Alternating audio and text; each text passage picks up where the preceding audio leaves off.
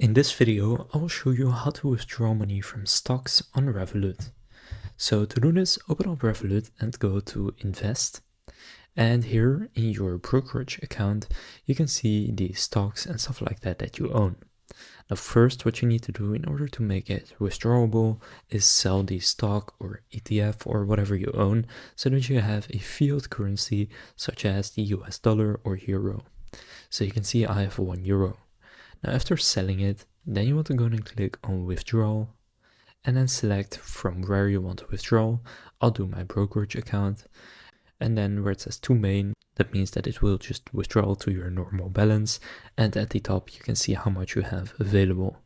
So then click withdrawal, and now I've withdrawn €1 from my stocks, and now you can see it will show up back in my normal balance. So that's how to withdraw money from stocks on Revolut.